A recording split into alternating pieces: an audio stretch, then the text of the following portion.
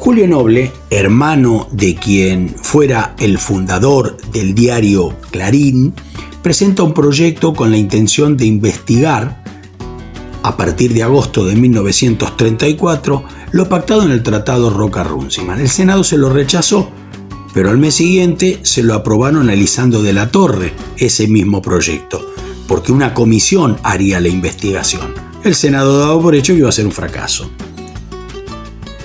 Pero estaba siendo un fracaso hasta que llega una denuncia hecha por un oficial de la Armada del puerto, porque le resultó muy sospechoso una embarcación que se estaba haciendo en un barco de bandera inglesa. Van a investigar, ven unas cajas muy bien camufladas, las abren y adentro había libros contables que el mayor frigorífico inglés en nuestro país, el Anglo, siempre se encargó de negar su existencia.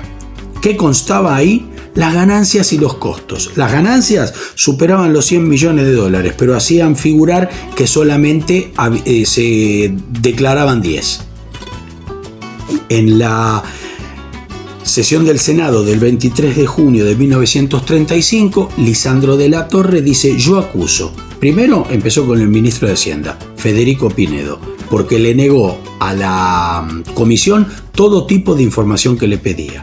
Después siguió con el ministro de Agricultura y Ganadería, Luis Dujó, que fue el que propició el pacto Roca-Runciman, además de tener negocios paralelos con otro frigorífico inglés conocido como la Swift. Los ministros negaron todo. Hubo un cruce de acusaciones entre Pinedo y el senador Lisandro de la Torre. Lo advirtieron por sus acusaciones. La agresión física llega a través del ministro Dujó, que empuja a de la Torre, cae pesadamente al piso, lo intenta auxiliar su compañera de banca Enzo Bordavere, pero recibe 2 balazos, muere en el acto. El que disparó intentó esconderse en la sala de prensa, pero lo descubre Alfredo Palacios. Desde el gobierno intentaron instalar que el que empezó a disparar había sido Bordavere, pero después se supo que había sido Ramón Valdescora, un matón a sueldo muy ligado al ministro Dujó. También, y desde Medellín, llegan las tristes noticias de un accidente aéreo en donde pierde la vida Carlos Gardel, una noticia que se usa para dispersar y distraer a la opinión pública. A Bordavere lo velan en el Senado.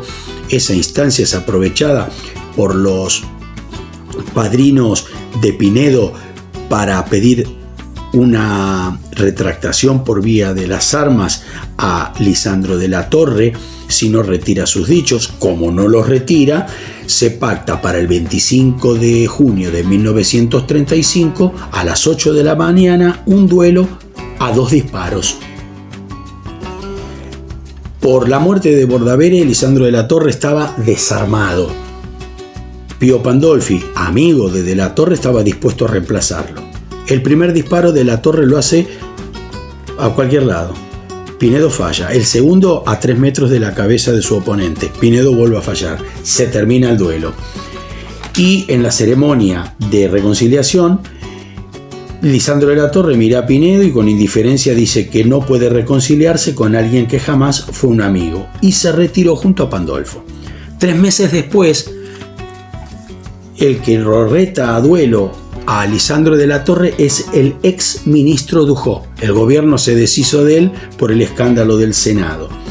En el diario La Nación, de la Torre había escrito un artículo en donde consideraba que Dujó era un cobarde. Por eso le exigió una reparación por las armas.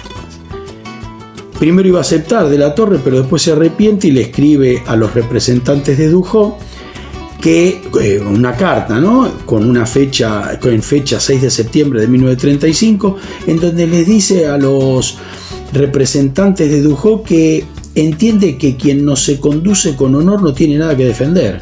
No lo considera un caballero y le niega toda posibilidad de duelo.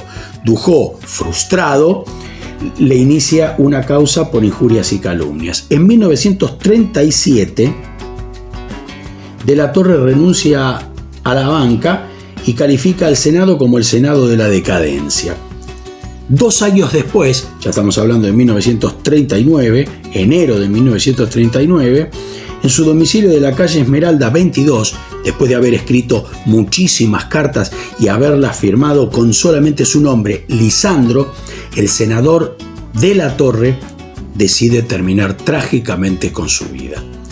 Espero que esta historia te haya gustado. Si es así, indicalo, compartila. Y vos y yo, Dios mediante, nos encontramos la próxima. Chao, te espero.